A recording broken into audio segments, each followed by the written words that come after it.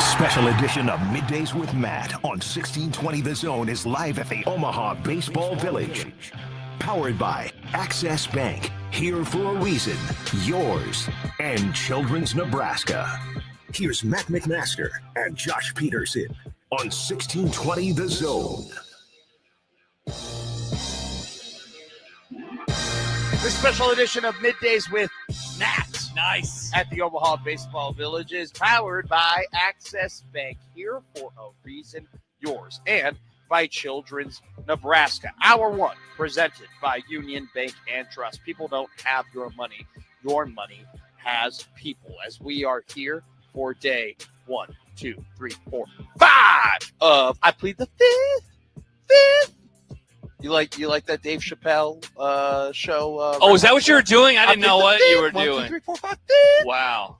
That's like a 20-something-year-old reference right there. I know. I like the Chappelle show. The Chappelle show is one of my favorite YouTube shows of all time. Oh, man. I heard you guys talking yesterday. Was it yesterday or was it this weekend? I don't remember. All the days blend together.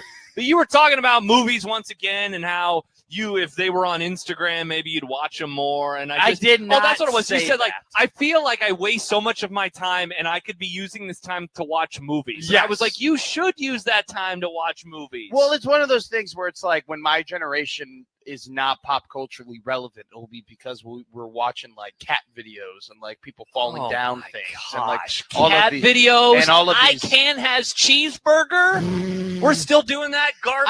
I'm more accurately, it's probably like just influencers and dances. Oh man, clips. You hurt my heart when you say all of these words. I know. You are better than this, Matt. You personally, I can't speak for the rest of your Yahoo generation, but you can be better. I'm not. I'm probably one of the biggest proponents of it. I rot my brain every day. Every time I defend you to people, I'm like, no, don't say that. You're always defending me. I don't need you. I appreciate your defense. But the fact that it always needs to happen. Hey. Too many people in my life apparently need to defend me from the olds. Well, the olds are out to get me. People used to say the same stuff about me. I mean, they still say it about me, but again, they don't say he's a young idiot. They just say he's an idiot. Yeah, that's what you want in your life. Now you're unk. Now, I know this is unreal. I'm about to be 38, so I'm closing in on 40. I see people sometimes now, and I'm like, wow, they seem too young to have a kid. And I'm like, but they're like my age, and it's just weird, it's tough. It's a tough look for all around. Yeah. Weren't you? You're a little bit older when you first got married. I was 27. Okay. I was about to turn 28. I got 3 years. It was a decade ago this summer. Wow. Holy crap. Oh my God. Shout out. Everything's so much better now. Oh yeah. Life is going great. I'm hanging out with you at the Men's College World Series. Joey, who is producing today, just quoted us off the air. I didn't realize we could tweet out off-air conversations, Joey. This is BS. That's ridiculous. I know that's Mike's, ridiculous. I know thought it Mike's was are hilarious. always on, Joey. That's but ridiculous. What's going on here? That's a hunk of crap. Typically I'm going to retweet it, though, Joey. Good stuff. That's insane. Yeah. That's absolutely insane. We got to have the Matt content.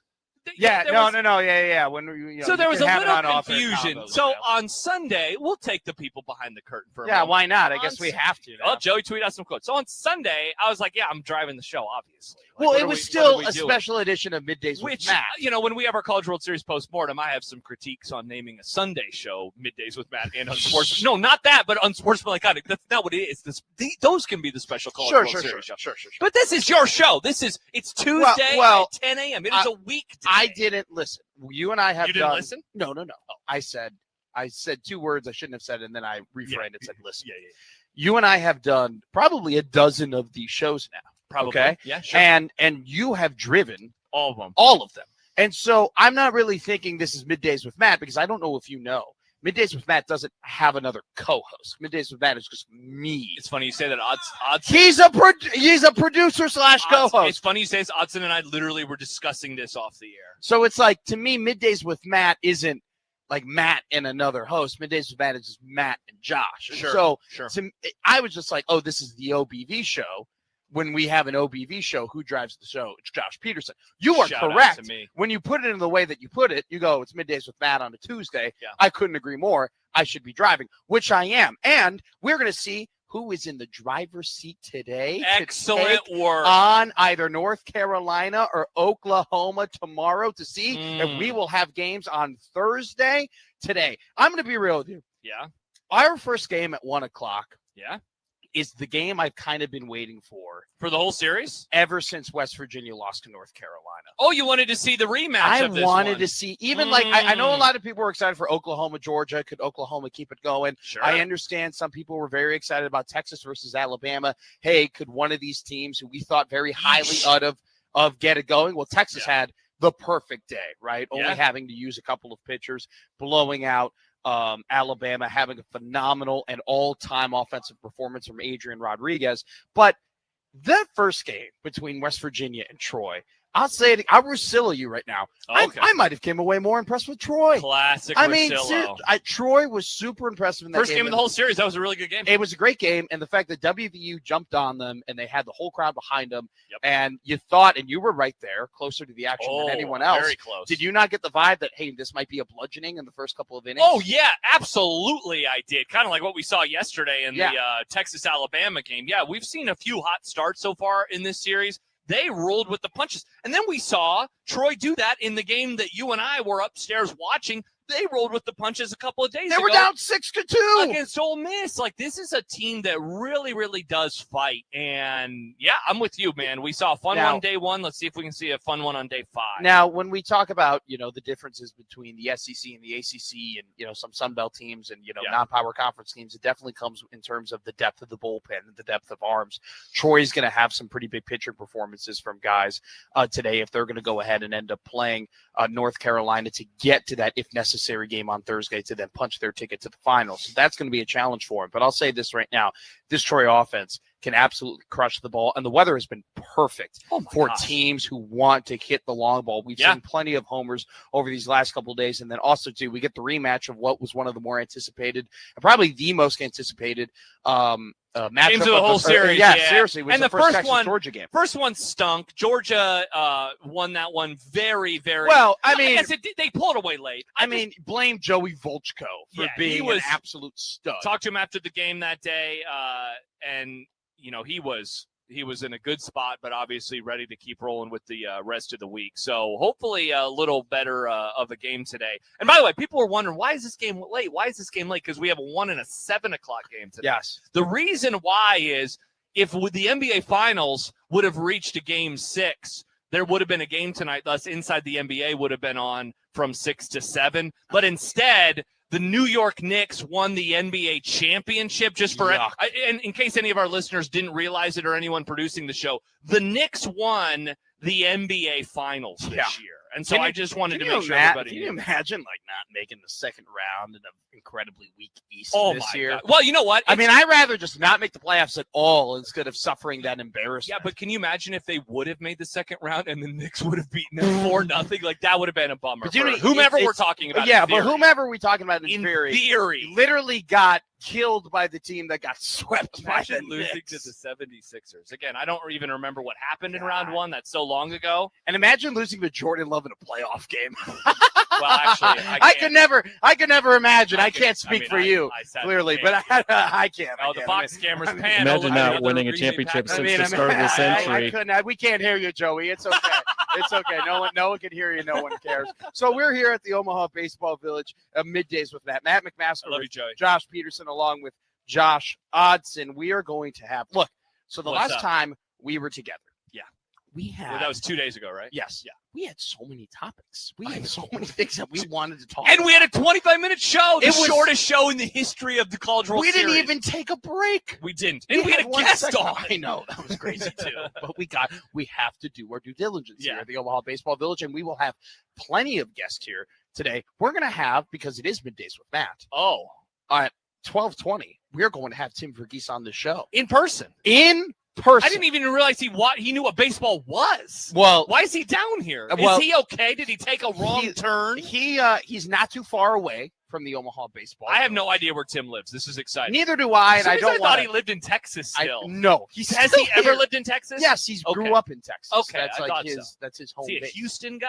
Yes, he was. Okay. Very All right. much so. You can talk about all that. I'm going to ask him, like, hey, do you like the Texans? We'll also have a bunch of vendors here and some food people from the Omaha Baseball Village I telling love food. the people, what you need to buy, what you need to eat, and what you need to look at here at the OBV. It has been a fun week of baseball. Well, really just 5 days of baseball. Yeah, so not even far. a full week, but it feels like it. It feels like 8 weeks so far. It feels like it indeed. As it's a little quiet right now at the Omaha Baseball Village, but as we get closer to game time, you'll see more and more people, especially if you're on our Zone TV page, walking around, gallivanting, checking out all of the great different shops here at the Omaha Baseball Village. We want to let you know that the 1620 Zone Hydration sponsor, nothing says happy birthday America like an ice cold Coca-Cola. This summer, pick up a Coca-Cola and drink at America's 250th. And don't forget to come by the Zone booth inside Omaha Baseball Village for some free hash hole vouchers from Early Bird. Early Bird brunch, not your everyday brunch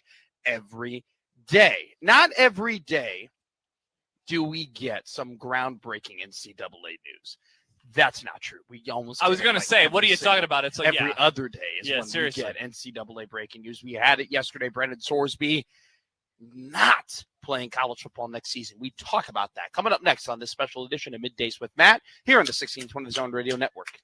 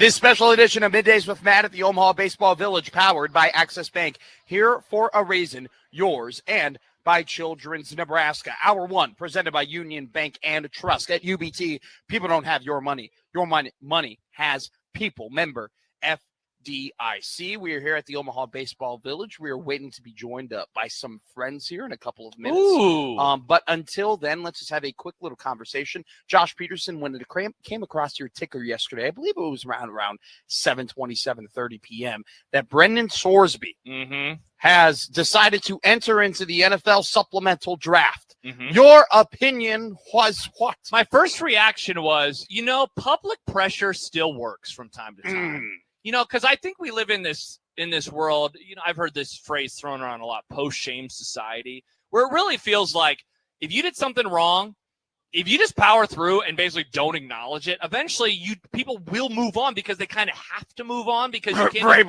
just, right? Like you can't focus on that forever. If we came on the show today, we want to talk about Vrabel and Rossini. People would be like, okay, guys, it's 3 months old. Like, exactly. Who cares anymore, right? And so with this, it was, wow, there was so much public pressure, to the point where there were people who I talked to Jack Mitchell recently, last week after this news came down, and he was like, man, I agree that he shouldn't play, but man, there's so many people that are saying that in a way where it almost made them feel like I shouldn't agree with this anymore because the public sentiment is 95% that this was wrong. To which I say, just because everybody agreed doesn't mean then you have to be a contrarian about it. Sure. And so my first reaction was public pressure works. Yeah. Bullying works. Well, in this case, the contrarian take didn't turn into Brendan Sorsby is right. That was not the contrarian take. The contrarian take turned into, why are you guys freaking out about it? It's going to get overturned anyway. Or why is this the thing that everybody agrees on? Yes. I heard that a lot. It's like, man, you have players who assault women. You have players who, do some really untoward things.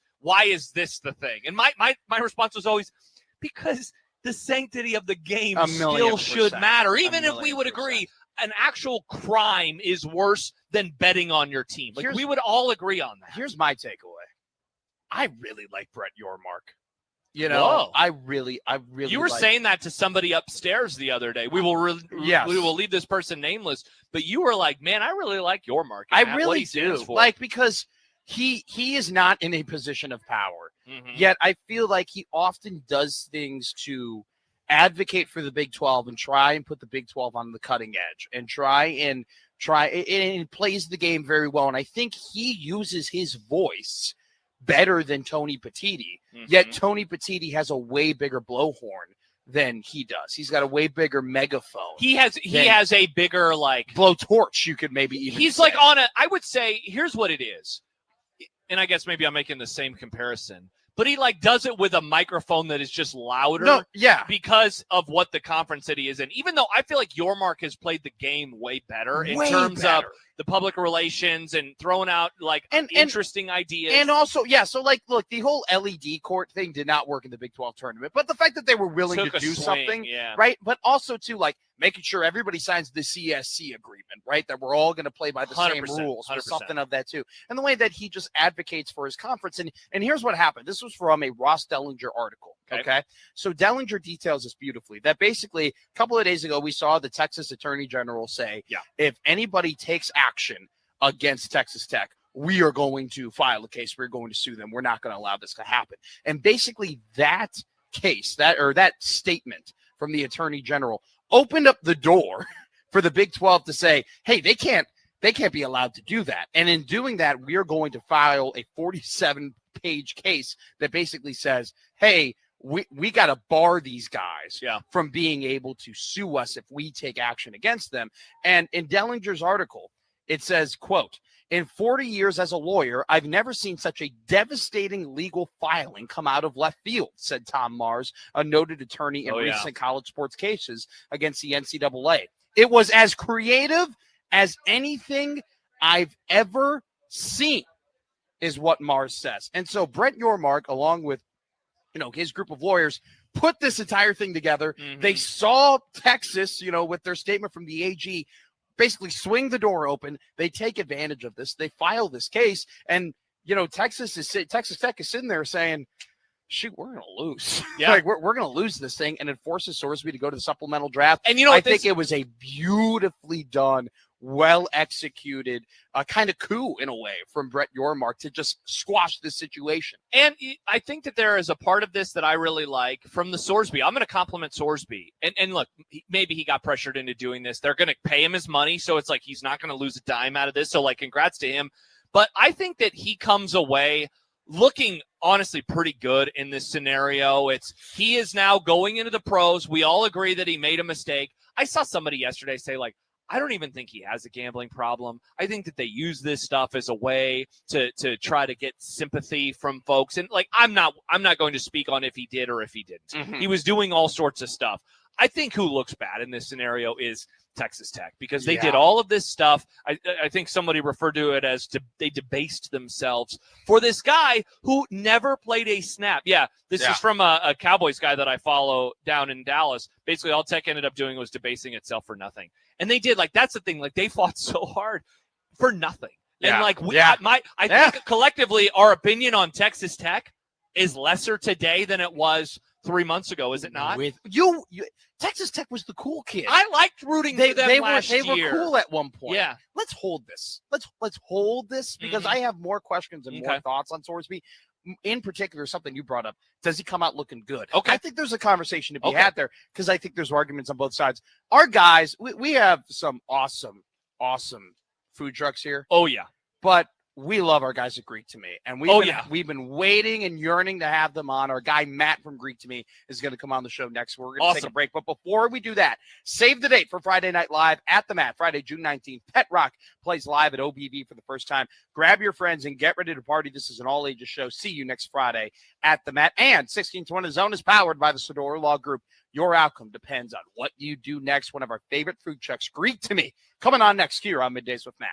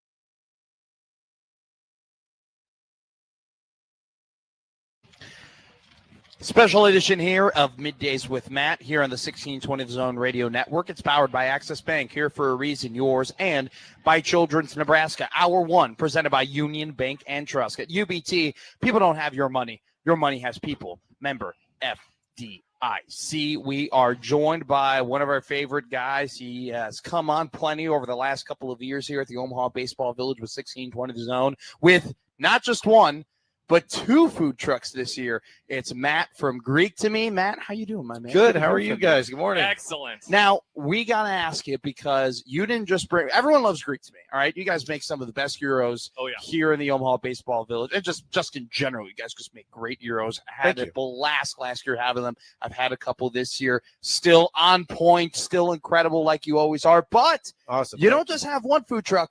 You got 2 food trucks. Top Dog. You got a little hot dog food truck.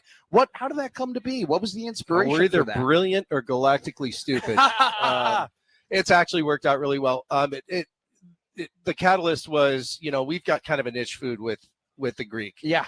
And most places really enjoy having us, and we do really, really well with it. But we're missing that market for standard food. Sure.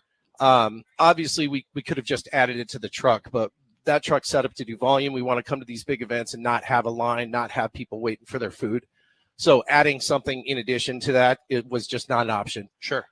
There's also not a lot of hot dog options down here. Mm-hmm. And dude, it's baseball. Yep. You got to have you got to have hot dogs. So that was sort of what happened. We designed the truck backwards so that they could be backed up to each other. Sure. We built a little pass through. And one of them has air conditioning now, so it's way more enjoyable. Nice. Now, what are some of the hot dogs you got at Top? So we've got a standard hot dog. It's all Nathan's hot dog. Sure. Okay. So it's a really good hot dog and a steamed bun. We've got chili cheese.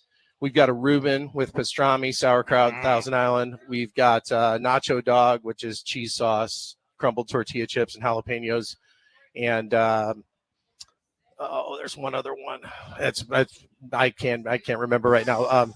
They're all really good. Yeah. And we've got loaded fries. We got nachos. We had some of your loaded fries. We had your chili cheese fries. Yeah, I brought those over this morning. Yeah. They're absolutely incredible. It was so cool. We were talking off the air before we got going here, and this being a field of first time in a while or first time period. I have to imagine that. Was it just pure excitement of there's going to be a lot of people that haven't had this yet? Or was there it's going to be newbies. Hopefully they know about it and they're going to want to stop by. We didn't know what to expect. We always have our standards here, and they're great fans. And we do miss LSU a lot. I got a lot of buddies that would come up.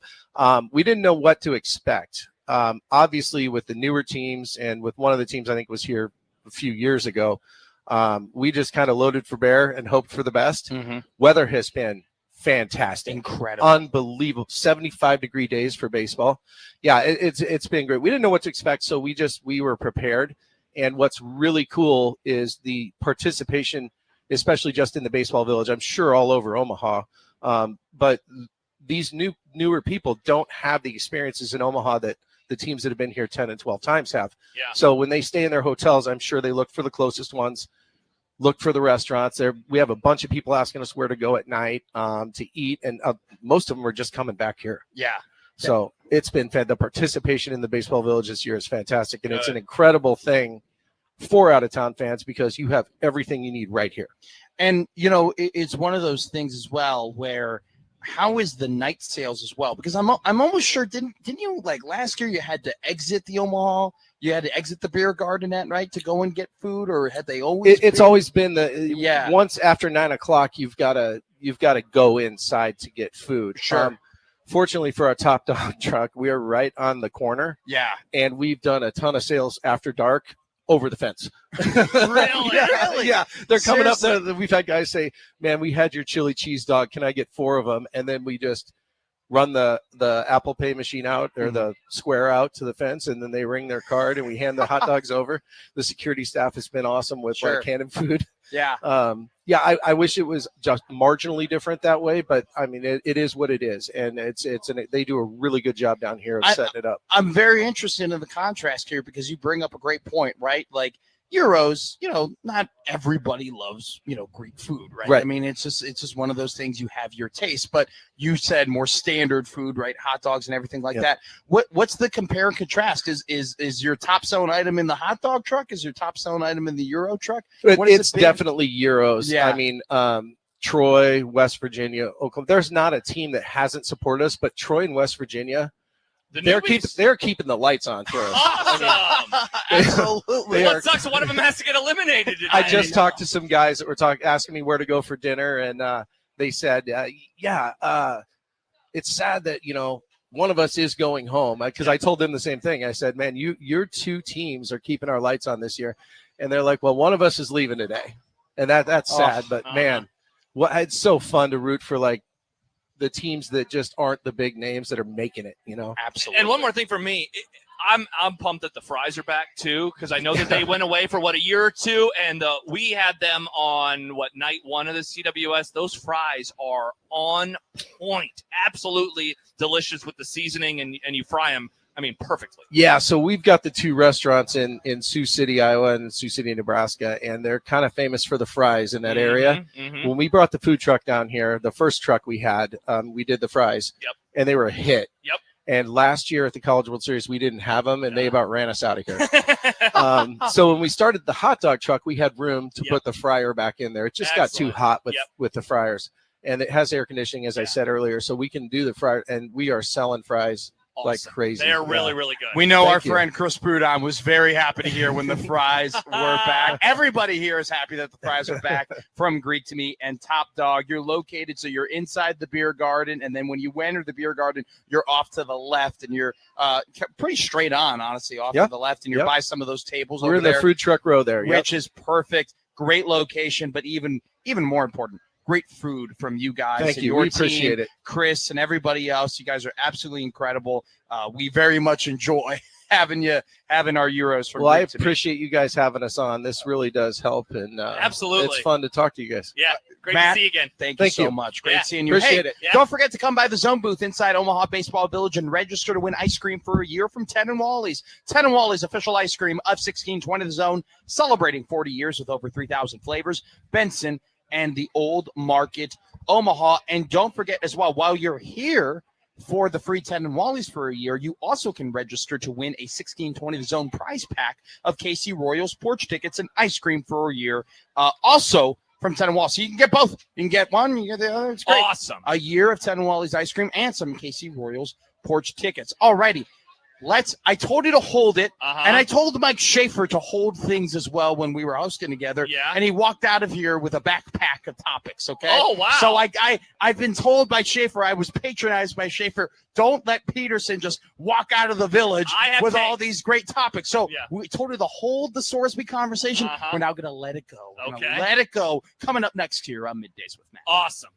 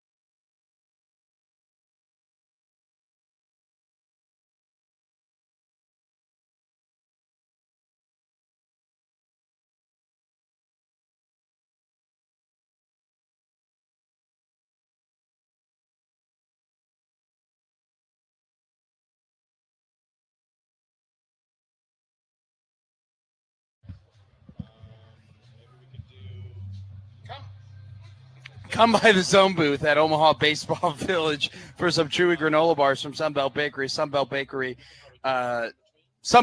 chewy granola bars, case flavors under the sun.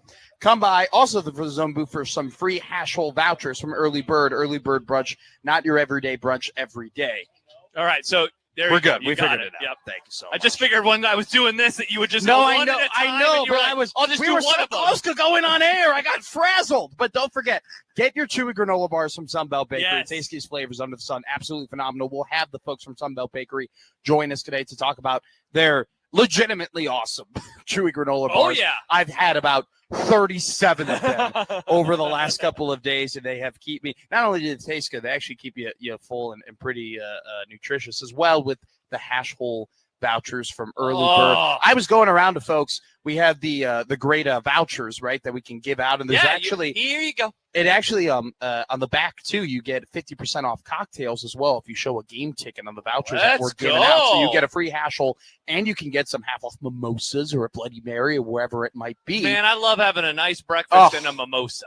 You know what? I had a bad experience with Bloody Marys, so I'm out on Bloody Marys. Handshake meme. But, I'm not a vodka guy. I'll tell you right now. Or tomato juice. Mimosas. Oh, it's terrible for my acid reflux as well. It's terrible. Juice.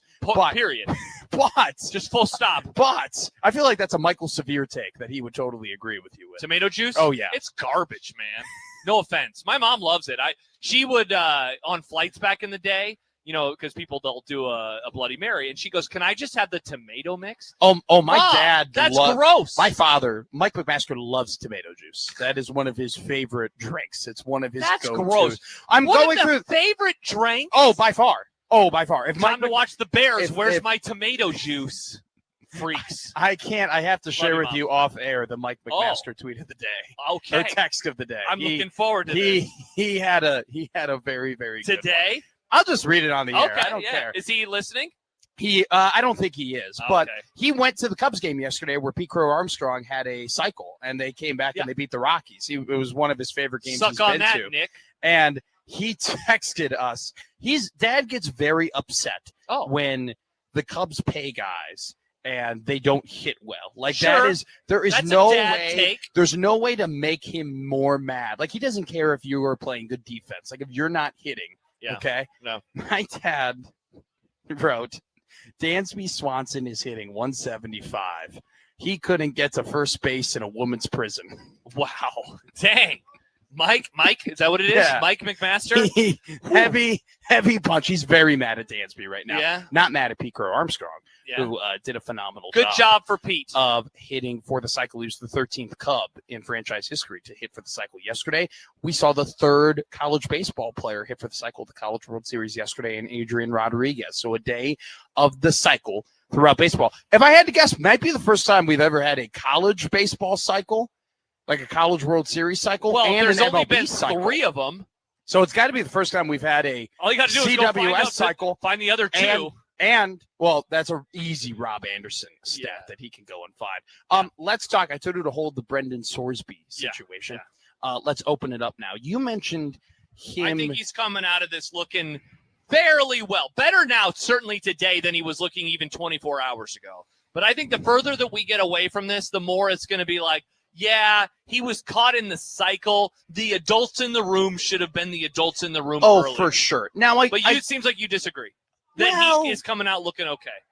We have rules in Sure. society. Yes, he did break some of those. And it's not as if, like, there are some instances where maybe people do things that they don't fully have the depth of knowledge that they are going against the rules, right? I wouldn't be surprised over the last couple of years if there were some NCAA athletes who may not have known they couldn't gamble on pro sports, right? Like, 100%. You know what I'm saying? 100%. Like I can understand at times, like, if somebody breaks the rules, but maybe they don't fully know, like, what the depth of that is. A great example is, like, there's sometimes athletes take supplements, right? And they don't know and that they don't know that there's a very marginal amount of a supplement they're not allowed to use on those other I supplements. didn't realize I couldn't use taking. the cream in the clear. Yeah.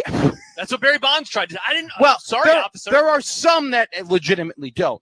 You look at his actions when it comes to Venmoing people across state lines Not to place great. bets. Not great. When it comes to opening up a gambling account that's not under his name because he's underage, right? And so, like, to Not great. me, it's not just like, oh, he gambled, he broke the rules, whatever. Like, he knew what he was doing was not right, and he was still willing to go through other avenues in order to break those rules and get that fix when it comes to gambling. Mm-hmm. And so, to me, I just can't be like, oh, the adults in the room, he got caught up in the hoopla. Like, no, like, I think the guy knew what he was doing, and Absolutely, he didn't really care. And that's a conversation now for NFL teams to have.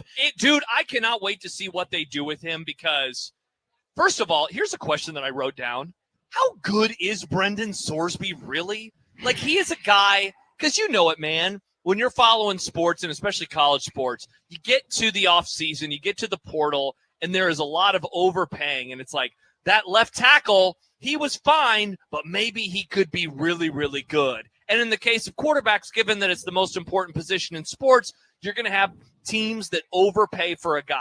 Are we sure Brendan Sorsby is this good? Like, we watched him up close last year. Like, we were in the building for a really rough performance for the guy. And I watched him outside of that, and I always come away from him thinking he is fine. I was listening to a Cowboys podcast this morning, and these guys are huge draft honks. Sure. And so they were like, where would he have been in last year's draft? And they were like, both of them were like, I would rather have him than Ty Simpson, and I would certainly rather have him than Garrett Nussmeier. So you're talking about the second or third quarterback for the 2026. I would have NFL rather draft. had him than Simpson. Okay, so you would have rather had him as the second overall I would have quarterback. had him. But at the same time, what we have to take into account, in my opinion, is that Dante Moore decided not to go in the draft. Sure. And he could have. Sure. And so if Moore would have went in the draft, and I keep saying this, keep screaming this from the mountaintops, we would have had a legitimate debate between Dante Moore and Fernando That's funny, 'cause Mendoza. I feel like I am planting my flag in the Dante Moore. He's fine. Like, he But has like measurables in these things. There it is. But I watch him and I'm like, There it is. He's fine. John Wright, Sorsby lost to Matt Rule. He can't be that good. And I think with the conversation with Sorsby, it also like stems from the fact that like he does have that really good build. Like he's a big 100%. guy. I've seen this a million times. He's super athletic. Oh, He's man, like, the size. if we're talking about like draft profile, right? Like 6'3", 240, can move. He's a mobile pocket passer, right? There were moments where, after that, Cincinnati goes on that winning streak after they lose to Nebraska, there was, and I was there, so you can't tell me it didn't exist. There was a little bit like, oh, what if like the guy that Nebraska beat in week 1 is in the Heisman conversation? I remember that. That's where we were at. And so last year he had a 62% completion percentage, 2,800 yards, 27 touchdowns, but only 5 interceptions thrown. And then you look at his rushing stats, 580 rushing yards, 5.8 yards per attempt. He averaged 50 rushing yards per game. Along with the fact that I'm trying to look at how many touchdowns he had. I don't 27 and 5 last year. But I'm trying to see how many rushing touchdowns he had. 9. 9. He had 9 rushing touchdowns. So he had 36 total touchdowns last year. So I think but man, when they played good teams, when they played good defenses, go ahead. Yeah, I would like to hear this. He had 52% completion percentage against Nebraska, no touchdowns, 1 interception. Now he did add 2 on the ground. Remember that Utah game late in the year? It was like a 9:30 kickoff. He did. 33% of his passes were completed, 1 touchdown, 1 pick in that one. They had a 4-game losing streak to end the year, including TCU in the bowl game. And he struggled. I mean, his completion percentage, this is one of the things that I look for in college quarterbacks, because now back in the day, like 60 was like, whoa, that guy is at 60. He's pretty good. If you're only at 60 and he was at 61.6 last year in college, I'm like, okay, how accurate is this? I do question if maybe he got banged up toward the end of the year as well. Dude, he had 100 carries. He rushed the ball a lot. I think that definitely could have been a factor, too, in the late game situation. But, look, there's a conversation to be had. Michael Severe. Well, honestly, Tim Verghese at 12:20 is going to be a perfect guy to talk about his player analysis. Because now we have to fast forward into the NFL immediately. Who are our teams that we're looking at here? We're looking at Miami. We're looking at Cleveland. We're looking at. Well, let me pause. So you're bringing up teams that we are thinking about they need a quarterback for the future. Are we sure that those teams would look at him, or would they rather look ahead to the 27 class and say, we're trying to get Arch, we're trying to get a Dante Moore? So here's how the supplemental draft works. If you draft, let's say you use a 2nd-round pick in 2020 next year, you lose next year's draft pick. And I will mention, because I'm a Todd McShay honk who subscribed to his draft site. One of your few takes that are not great. This is like he keeps talking about. McShay has called this potentially the most talented draft class. The 27? The 27 Dude, class. People are losing their minds about this. And do you know how I know that, like how you really know this? Look at this last year's draft. They weren't trading away 27 They first rounders. were not even like top 3 round 2027s. Like people were holding on to that picks. And here's another thing too. A.J. Brown is an incredible wide receiver. Mm-hmm. The Eagles could only get a 28 first round correct. pick Exactly. out of the New England Patriots. That means, what does that tell you? Nobody was willing to give up their 27 first round pick Correct. to go and get A.J. Brown. So that tells you how much people have stock in this draft, which I think it's going to play a factor. Definitely. No one's using a first rounder on him. See, oh, God, no. Here's God, a question no. so like to go back to the Cowboys pod, they threw out the idea of like, would you give up a second rounder in next year's draft to take Sorsby? Because then you have a really good, in theory, depth piece and potentially the next quarterback, depending on what happens with Dak's career over the next few seasons. So, like, I feel like it's more likely to be a team like that than it is your Browns, your Dolphins. Because here's the other thing. It is June 16th. Yeah. And so if let's say the Browns were like, they're a weird one because they have too many quarterbacks. Let's say it's the Dolphins. We're going to roll the dice with a Sorsby. Isn't it too late to try to even bring him in? Like, this would be a redshirt year to begin with in the NFL. And also, too, I think you got to, like, factor in the awkward situation of, like, that guy walks into the room of your locker room. Everybody knows who he is. Correct. Everybody knows what he's done. Everybody Correct. knows what he's gone through, right? And so there's kind of that weird, maybe even stigma around him in terms of how is this guy Excellent really? point. Because all these teams have ever done is read about his mistakes. Yeah. And now they're going to have to watch the tape. Can I interest you in the Philadelphia Eagles making a shot at hot take I could be talked into or even believe. This is Jalen Hurts' last year in Philadelphia. So okay. They're ready to move on. Can we be honest? Like, this is a whole other topic. Where's the extension? Like, where is Hurts' extension? Dude, they are totally okay with almost this being like a couple. Like, I think he's got 2 years left on his deal. And they ejected out of the Wentz contract way earlier than anyone expected them to. This is a put up or shut up year because they're designing an offense where they're saying, will you please throw the ball over the middle? And if he doesn't throw the ball over the middle this year, I'm serious. If they miss the playoffs or they go one and done again, I think that they're done with him. I think they're moving on. So I don't think that's a bad take as well. But you got to remember they drafted Cole Payton out of South Dakota or North Dakota State. Plus they have who's the backup that everyone Tanner McKee that everyone loved, and then he played in Week 18 and he looked like garbage, which allowed the Bears to get the 2 seed. Thank you, Washington, for beating Philadelphia. Real quick, I want to make a quick point before we hit a break here. Yeah. I gave you a question. Do you still trust the system of the NCAA, or have you even ever trusted it at all to begin with when it comes to Sorsby? Yeah. I'll say this real quick before we get your point. I think the NCAA proved that with stupid crap, they still can get the rug pulled out from under them with Trinidad Chambliss and Diego Pavia and all that other stuff that we've seen. But when it comes to things that really threaten the integrity of the game, Charles Bediako, this situation with Sorsby, I'd even proffer up the Damon Williams situation where Williams had signed a contract from Washington, then tried to go to LSU. That got shut down.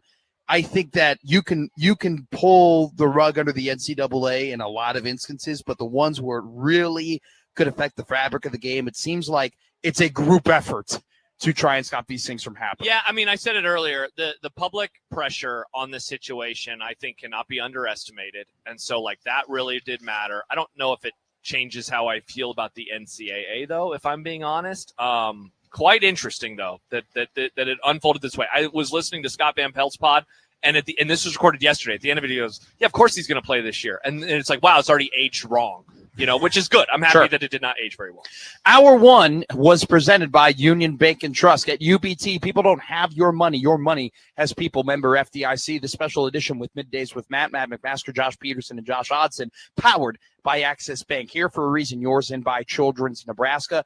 We are here at the OBV, and the last show that we did, we only had 25 minutes. We didn't even have one break. We have a lot to get to. Oh, yeah. This show is topics. People don't like it when I sing, so it's mandatory at this point on Middays with Matt. We have some fun ones coming up for you here on MWN at the OBV.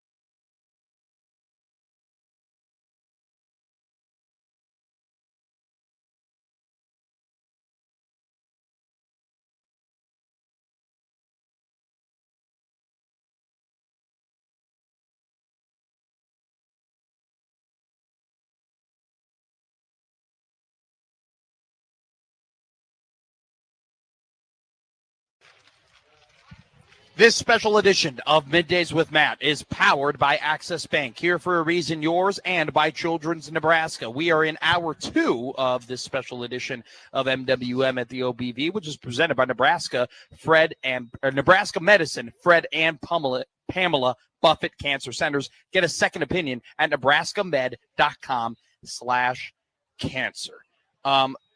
Mr. Josh Peterson. What's up, Matt? We had this fun little topic that we wanted to do in the in-between show the first time we hosted together, but we've now pushed it to this show, and it's something that is very it's symbolic of who you and I are as hosts, because we have takes.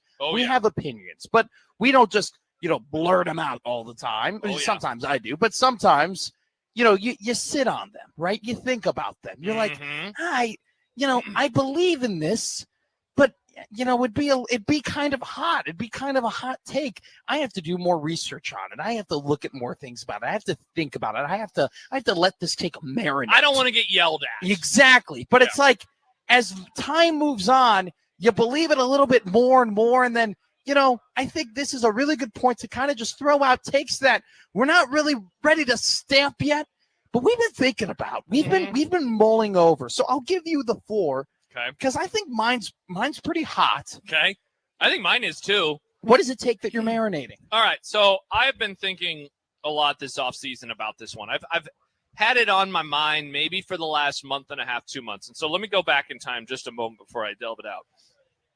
Nebraska's spring game. Not a lot of people are interested in it. Not a lot of people go. You're the only one who famously watched all 4 quarters. God, I cannot believe I did that. You're disgusting. I did, because I thought we were going to talk about it. We did not. When Matt doesn't, because Matt makes fun of me because I don't want to watch, every whatever game, and But I definitely come from the Michael Severe school of watching everything. Yeah, and so I thought, everybody will do this, and then I didn't have to. But anyway, I was a little surprised at some of the takeaways being, not every spring game has very many people these days, so it's fine. I was like, wow, really? Like, we've always judged Nebraska not against anybody else, but against themselves. And so it's like, in terms of fan base, right? And so it's like, wow, Nebraska's fan base is great. Who cares about the other stuff? And so I was like, all right, I'm going to file that stuff away. I have an opinion. Not to say I have an opinion, but we're also now closing in on, what's the camp this weekend? There's another camp, and we can talk about it with Tim Bergees in a little bit. There's a battle camp at the Boneyard. And this is the one where they're trying to get a lot of people, right? There's supposed to be a big announcement. Yes. And so I am monitoring the situation, because they want, I think Rule said they want like 15 to 20,000 or something. They want to show recruits, hey, look at how we show up for this little hot event. take. I don't expect that to happen. But here's the thing that I'm wondering about. I wonder if there is like a real soft, maybe the fan base is like not softly going to these events. Basically, what I'm trying to say is, are we sure the sellout streak's not going to end this year? Like, are we sure that the interest level in this program, like, I feel like here's what the thing I'm ultimately marinating on, is I kind of dance around this. I wonder if the spring game is going to be more of a canary in the coal mine than anybody realized in the moment. And if this thing on Saturday has, again, like a couple, 2,000-3,000 people, and people, but it's just a camp, who cares? I just wonder if the interest level is as high as it. We always claim, like, and then in the season, everybody will return and everyone's going to be fine. I'm just, again, monitoring the situation, because here's the argument against what I just said. They won't let it end. They won't let it die. Well, can I actually support your take here? I would love to not feel like I'm on an island. So back in 2021, right, the sellout streak was legitimately in jeopardy. It's when they did the red carpet. And they did the red carpet experience. And do you remember what the price was, the rumored price was for the red carpet? For the red carpet experience? Put that all together. For how? So it was like, what, 2,000 tickets, I think is what it was.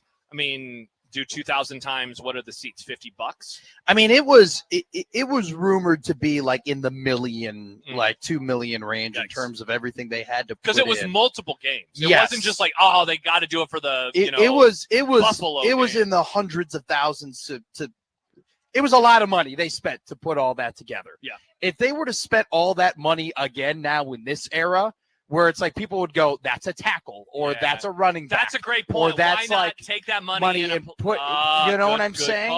So I don't know if there will be that kind of like financial safety net that they had to invest in the past to keep the sellout streak alive. And I'll give you another story real quick. So I'm inside baseball here. I was at the Trev Alberts press conference for when he announced the Memorial Stadium project. And it was a really cool moment in my young career where Trev comes out.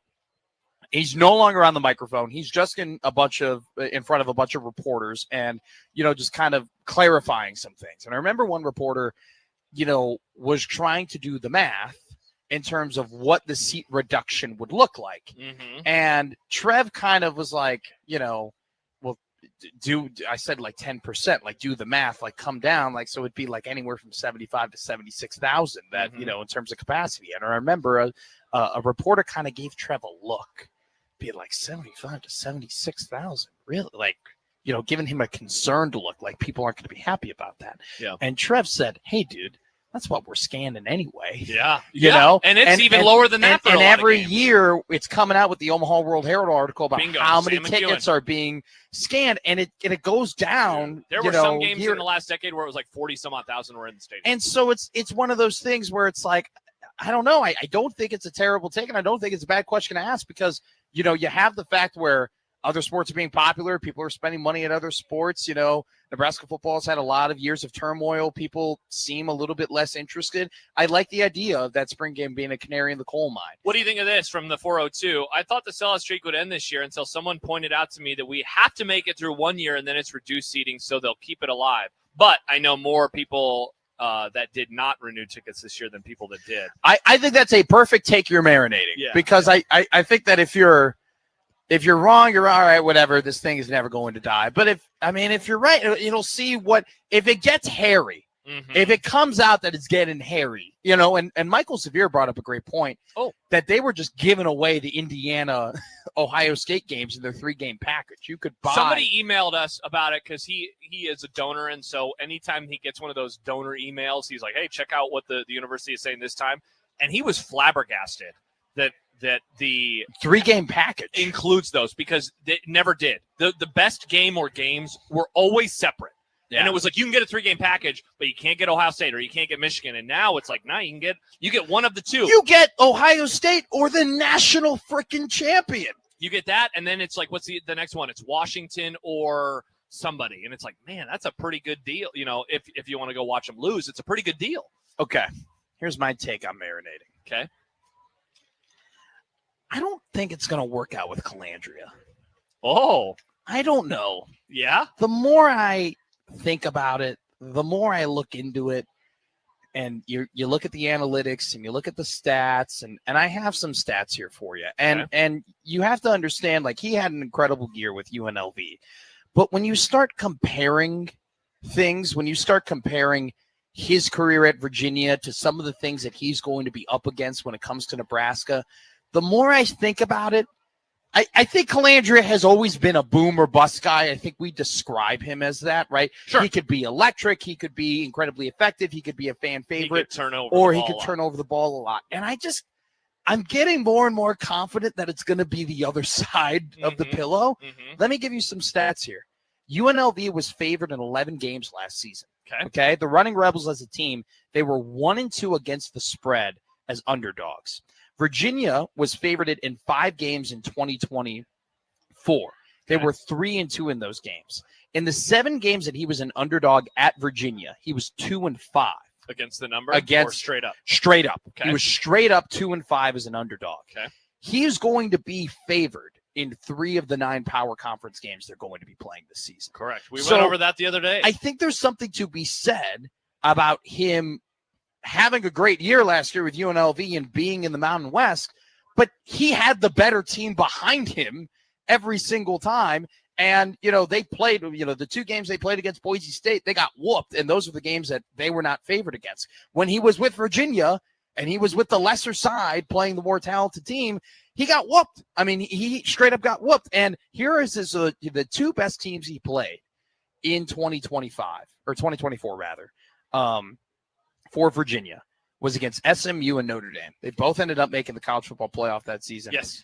ND ended up obviously losing going to the Natty. They beat Georgia in that playoff run. In those 2 games, he was 26 of 48. He was 54% completion percentage. He had 177 yards throwing, 1 touchdown, 3 interceptions, only 18 total rushing yards. Okay? What is that going to look like when he plays Oregon, Indiana, and Ohio State? Like, what is that going to look like when he once again is the the quarterback with the lesser team playing great teams? And then, I think we get caught up in all of his great numbers with UNLV, and I'm not taking that away from him.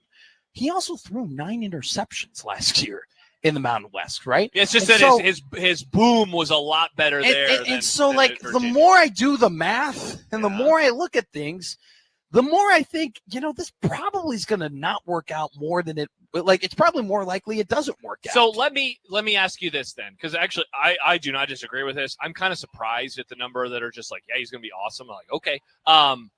What does this do for how you view the season? Because if you're like, I don't really buy into the quarterback, I mean, full stop, it should really cause you to look at the team overall. This is what I'll say. Like, as a favorite at UNLV, they did great. Like they were able to beat. But as you pointed out, they're only going to be a favorite 3 times. Exactly. So, like, to me, the question, and if the number is higher, it's going to be like a 1.5, 2-point favorite. I think the question of the season will always be, what do the Washington, Illinois, and Iowa games look like? You think that tells the story of the season? 1,000,000%. That middle tier will tell the story. That'll be the difference between a 6-win season and an 8-win season. Well, and speaking of canary in the coal mine, I am so very interested in the first 2 conference games before the gauntlet begins with Michigan State on the road and Maryland at home, because Maryland, both of those games last year were close, and they very much could have swung the other way. Nebraska made massive special teams plays at both. They had the kickoff return against Maryland. They had the block punt against Michigan State.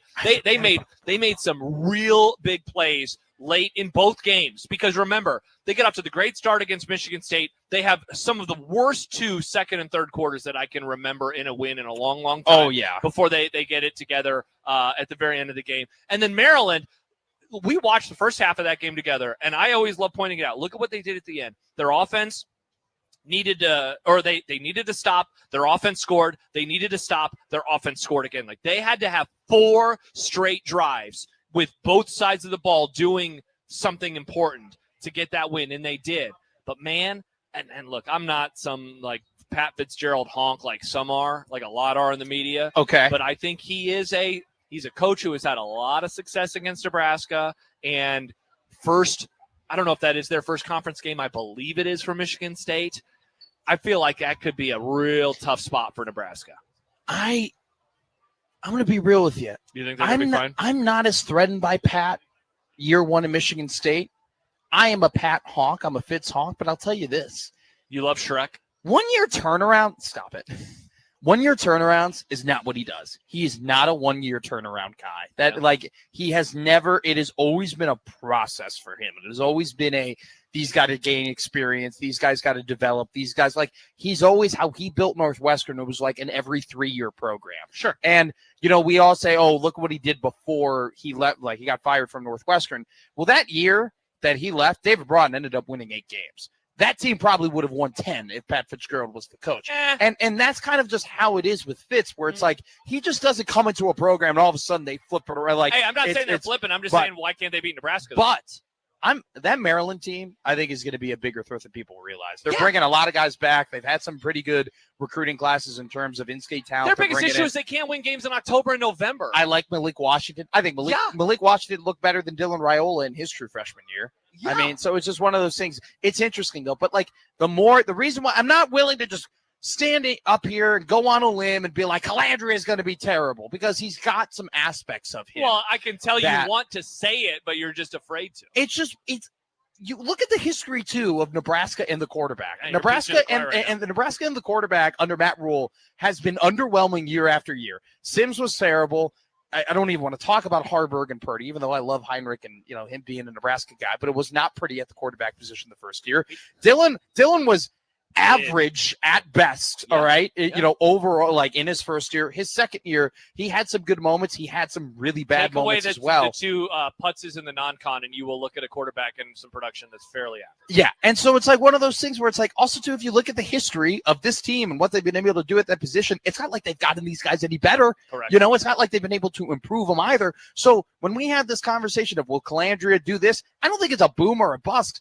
I honestly think it's just more likely he's just gonna. It's not gonna be all that great. I want to read a couple texts real fast from Cody. First of all, he says, last day of vacation listening to Matt and Josh, and it's a picture of a bush light by a pool. Let's go, Cody. Shout out to you. And he adds about the sellout streak. They might let the sellout streak end to justify the new seating project. How about that? What if they were like, because people were like, what they'll deep keep it state alive. take. But they're like, you know what? Because I could see that argument being made, and here's why. Because then it's like, well, maybe we should have a smaller stadium. Yeah. Maybe it allows you to get backdoor into having a smaller stadium. All right, we're going to take a break here. Our friends from the Sunbelt Bakery will be here to talk to us. Sunbelt Bakery, tastiest flavors under the sun. We have all of those great granola bars under the sun right now. Literally under the sun. Outside of our Omaha Baseball Village booth, so go and grab a couple of them. We also want to let you know that the hydration sponsor for 1620 The Zone, nothing says Happy Birthday America like an ice cold Coca-Cola this summer. Pick up a Coca-Cola and drink in America's 250th. Also come by the Zone booth, and while you're here having some Sunbelt Bakery granola bars, you also can pick up some vouchers from Early Bird for a free hash hole. Early Bird brunch, not your everyday brunch, every day. Here on Middays with Matt, the 1620 Zone Network, bringing on our friends from the Sunbelt Bakery. Coming up next here at the Omaha Baseball Village.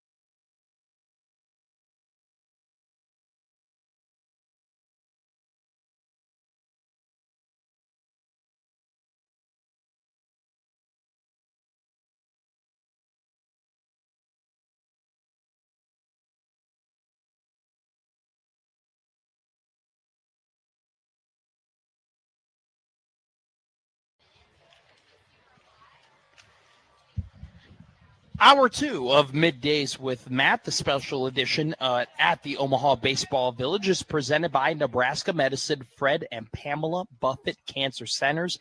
Get a second opinion at nebraskamed.com/cancer, powered by Access Bank. Here for a reason, yours and children's Nebraska. Josh, what do you think about having the first 4 in Omaha? Oh, what a great topic. I hate it. And it's not the first 4, by the way. It would be like the first. What do we even call it? The first 8.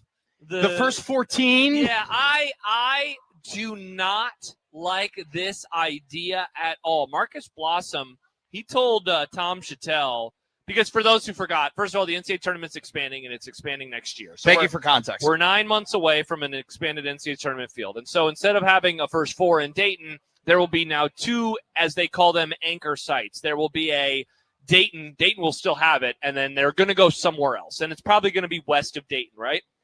And so Creighton and the arena, Omaha has put in a bid to have this. And Marcus Blossom, he said, first of all, that he expects the NCAA to notify the new host city in July. So we're not that far away. No. He says it would turn into this, right?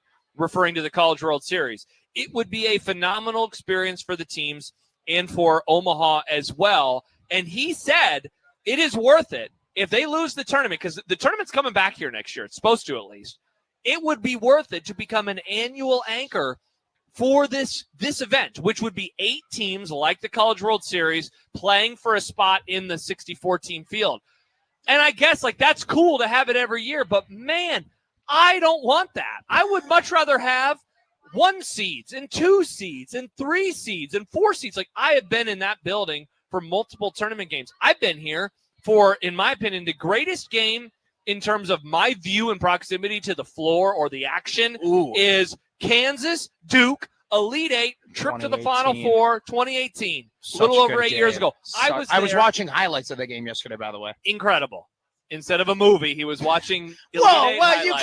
you can't blame me. It's my job, right? I was getting educated. And that I would rather, and look, that was the one time. We have not had the Sweet 16 and Elite 8 since. That might be a once in a generation, a once if ever thing. Sure. But man, I don't know about you. I'd much rather have the no offense. I'd rather have the actual tournament here. No, it is the actual tournament. Not the pretend play-in games that everyone's like, does this even count as a win? So, first off, thank you. The quote that you read, it would turn into this, right? Yeah, it would turn into this. It would be the College World Series. Let me. It'd be a bunch of 11 and 12 seeds. No. But like I think he's also referring to the village and everybody walking around and not having tents. It's not even like that for the regular tournament. In the most respectful way possible. It would turn into this, right?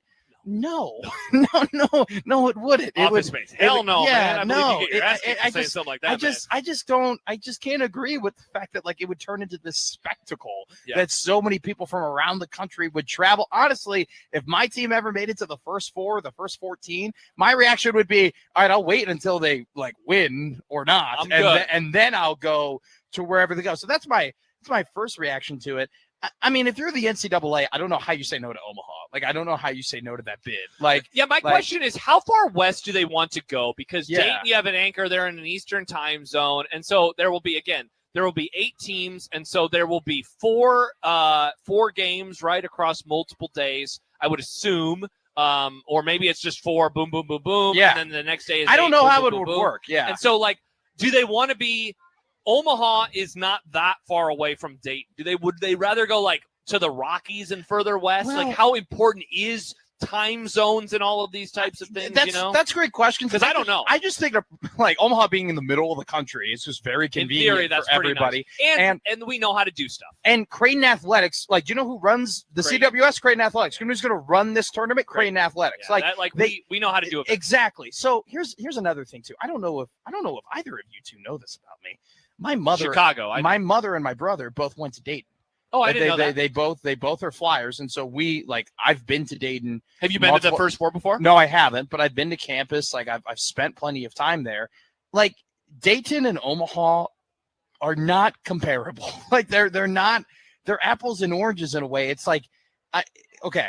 So Dayton is 136,000 people in the city. All right, it's under 1 million when it comes to complete population. Omaha's 500,000 when it comes to here in Douglas County. And then if you add everything else, it's a million. So they're way bigger.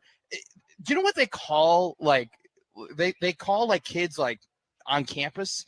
They called it the campus of Dayton, the bubble, because they don't go outside of the campus. They call it the Dayton bubble. There's nothing to do on the outside of Dayton. Like the reason why Dayton loves the first four and likes being an anchor city is because they wouldn't get an Elite Eight. They wouldn't get a Sweet 16. They wouldn't get a first round. They wouldn't get a first round. Because their arena is small, Matt. It is 13-4, whereas this one is, 18 I'm just going to be real with you. I'm sorry if I offend Nathan from Ohio. He's one of our favorite listeners. Oh. Dayton sucks, all right? It just is not a great city. It's not. All it has is the campus, and the best thing about the campus is the fact that it has nothing to do with the city, all right? It's not See, but you're taking the argument and you're being mean to Dayton, whereas I take the argument and I say Omaha's too good for this. I think it's both. I think it's insulting for Omaha to be compared to Dayton. Yeah. I think it's Omaha punching down to be like us with this other city that we're doing this. So I understand,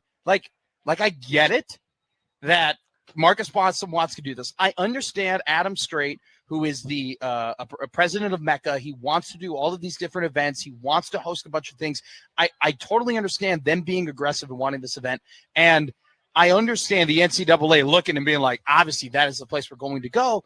But to me, it's like this place is bigger than that. It's bigger that's the thing, man. And hosting and Peter hits on it on Twitter. Nothing more exciting than watching the 11th best Big Ten team play the 14th best SEC team each year in the first 14. I thought that's what the crown was for. And let's be real. I really do think that if they were to host this event, it'd be awesome. We would embrace it. Yes, and it would be fun. Here's the thing, though. If the trade-off is you get this every year for the rest of time, or even let's just say a decade, but you don't ever get the first and second round anymore, I say that's not a trade that I'm willing to make. I think it's way more split than maybe they were anticipating it to be. I don't know. Blake says, I think Omaha will still get first and second round games every 3 or 4 years. Dayton still gets first and second round games. Do they? Does Dayton get first and second round games? I couldn't tell you. That being said, I wouldn't buy tickets for this every year like I do with the first and second round games. If that's true, for some reason I thought that they did not host anything beyond the first 4. But I mean, look, I okay, never. So here it is. They last hosted in 2013. They did 01, 06, 09, and 2013. That is, and then they did 2020, but that doesn't count. That's a long time ago. Yeah. 13, that's 13 years ago. Literally. And so if we're talking about the possibility of it, okay, my guess is, here's the thing. It's very difficult to do both. I know that in theory, you don't have to turn around that much. It's just the court and you're already prepared. But that's a lot of teams coming in and a lot of teams going out. And you know about this because you've gone to media days and such. If the tournament in Omaha is on Thursday. Oh, my God. And the first 4 is on Tuesday. Oh, my God. There's all of the media responsibilities and just event-type things that you have to do over those days, shoot-arounds and such. It's not even that. The hotels. The hotels. I mean, it's a lot. Again, I get it. Because to go back to what you said a moment ago, if we have it here, it'll be awesome because everything here in terms of NCAA events, we do a great job with events, period. I think that people would get behind it. I think that it would be very supported. But I worry, and look, if I'm wrong and they are able to do the first whatever and the first and second round, then you know what? I'll say fine. Let's if they can handle it, that sounds good to me. But I don't want to trade one for the other. Back to that article real quick before we hit a break. Marcus Blossom did talk about the fact that Creighton is supposed to, the CHI Health Center is supposed to host round of 64, round 32 this year. Yeah, he said in that article, we'll trade if we have to. He goes, we'll trade if we have to, but we don't even know they don't even know if they could do it yet. Yeah. If they could do both. So we will see. I think this is one, I think you and I are kind of in the same boat. I lean toward them not doing it so they can host bigger events at the same time. If it happens, it happens. And I'll add one more thing on top of your one more thing. I wonder what cities are interested in this. And because that's the thing. Is there a lot of interest for this? Wichita. And then, there's such a trust factor with Omaha. We do it for the cultural, and the NCAA has a great relationship with Omaha here. I mean, the fact that we had a Sweet 16 and Elite 8 in this town Yeah. It's pretty wild. Like 8 years ago too, Yeah. and it's and Omaha has grown since then as well in Yeah. terms of population. Correct. Of Like people look at being all here. of the locations for the Elite Eight normally. I mean, you're talking about New York City. You're talking about San Jose. You're Chicago. Chicago. I was down in Houston this last year. You're talking about like massive metros and Omaha. You know, Yeah. like they respect us. And also too, they did it 8 years ago. We now just became a city of 1 million people. So it's just like it's growing Not and growing. to brag. Not to The millionth citizen, Matt McMaster. Yes, we should market that. We should make it. We should Omaha's graphic, millionth yeah. person. Come by the Zone booth inside Omaha Baseball Village and register to win ice cream for a year from Ten and Wally's. Ten and Wally's official ice cream of 1620 Zone, celebrating 40 years with over 3,000 flavors. Benson and the Old Market Omaha. Hour 2, presented by Nebraska Medicine. Fred and Pamela Buffett Cancer Centers. Get a second opinion at nebraskamed.com/cancer. Maddie Mack, Josh P., Josh O., all here at the Omaha Baseball Village. We don't know what we're going to do next. I think we're waiting on things to kind of figure out some interviews and whatnot. But whatever we do, we're going to have fun. It's going to be that's awesome. what this show is all about here on the 1620 Zone Radio Network.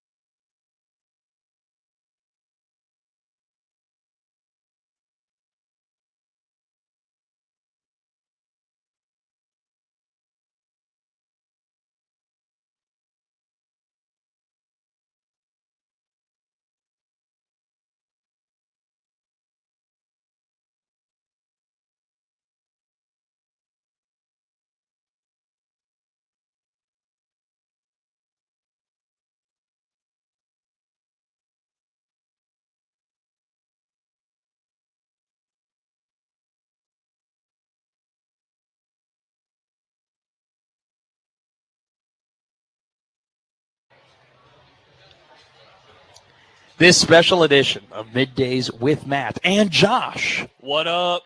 Odson. I got him. Boo. Bang! It's good to have you, Josh. You're doing a great job. It's good to have you, Josh Peterson. It's okay to have you, Matt. Oh, thank you. That's the best compliment I've gotten. That and people defend me. Those are my two favorite things I love to hear. Shout out. This special edition of MWM. NIU. Oh, yeah, go Huskies, baby. Hey, they won their first NCAA tournament game ever this year. Congratulations. Same with Nebraska. And then they got their butts whipped by St. John's and Florida State. That was a bludgeoning. Wow. That's mean. Now, I had buddies who went to NIU, so okay. I'm very educated when it comes to they don't know Husky. you, though. They're probably just like, why is this guy talking They were trash? laughing. They were laughing. They were having a good time. They might be plotting something with you later. Maybe trip on a banana peel. Everybody's always plotting something when it comes to Matt McMaster. Yeah. Anyway, I'll let you get back to it. Sorry, no, I'm not going to apologize. It's been a great time with Josh Peterson here on Middays with Matt. It's powered by Access Bank, here for a reason, yours and Children's Nebraska. Hour 2 of this show here at the Omaha Baseball Village is presented by Nebraska Medicine. Fred and Pamela Buffett Cancer Centers. Get a second opinion at nebraskamed.com/cancer. All right. This show is topics. We're having a great time. It's nice to get to spread out and chat with you about things that we've been prepping for a week. Well, it's also great for you. We only this has been a very long time coming. We did have top 8. We were going to do like the top 16 coaches in the NFL. I still have all of them written down. Here's the thing. We should just do a whole separate that should just be its own broadcast. You want to do it on like Bigger Overreaction sometime? Literally, instead of talking about Nebraska's loss to Maryland, we'll just rank the best coaches in the NFL. Thing. So if the College World Series this year makes it to Monday, if it makes it to a championship Monday, it is you and me, but one final time. If it does not, this is our last show together of the College World Series because I'm not back here tomorrow. I'll be inside the stadium. Thursday, I'm either inside the stadium or doing the show with Michael. Friday, it's with Mike Stibbs. By the way, The French Connection is this week's movie and movie club. Watch it somewhere. I don't know where. And then I'm gone on Saturday. I'm gone on Sunday. And then maybe you and I back on Monday or John and me back on Monday. Let's do, because I think I accidentally deleted my top 16 NFL coaches. What? How would you accidentally delete it? Oh, I have them. I have them. You want to actually do it? Do you want to do, what would you think? Would you rather do top 10 coaches across all sports who need to win a title or the top 16 coaches in the NFL? I didn't prep on the top 10 one. But Let's do the NFL coaches. I could riff. No. Let's do the NFL coaches. We're both prepared for this. Here was the prompt. The prompt was if we started an NFL team today, who would your coach be? So obviously success over time should matter, right? Like I will just use the example of Andy Reid. Andy Reid is a very successful coach. He has won 3 Super Bowls. He went to, one with the Eagles, and he's gone to 2 others with the Chiefs that he lost. So he has been to 6 Super Bowls. So, from that standpoint, he is the best current coach in the NFL resume-wise. We would agree on that. A million percent. If I'm starting a team right now, do I really want the 60-whatever-year-old Andy Reid, whose offense seems a little cooked as of late? The answer is yes, but not number 1. So, I use him as the example because I think that it presents the case of why Andy Reid will not be number 1 for both of us. I'm guessing. 1,000,000%. Okay. And we're gonna start at 1 because it's better than doing reverse. We're gonna do our top 5 now, and then we're gonna take a break, and then we'll talk about some French Connection is on Prime. Shout out to Josh Odson. Great production. All right, I believe we both will have the same number 1. Ooh, will we? Sean McVay. Yes. Okay. My number 2. Yep. I think he's in your top 5. Okay. But he's not your number 2. I know who your number 2 is. Okay. Mike McDonald is my number 2. That's my number 2. Really? Look, good man. So and this is why this prompt is so fun. Starting a team today. Mike McDonald just won a Super Bowl in year 2. Dude, it's in a way, I very much debated, should I actually have him number 1? Because McVay very quickly turned the Rams around. He made a Super Bowl in year 2, and then he won one a few years later. He has always been on the cutting edge of stuff. McVay rocks. But Mike McDonald did that, and he's a defense guy.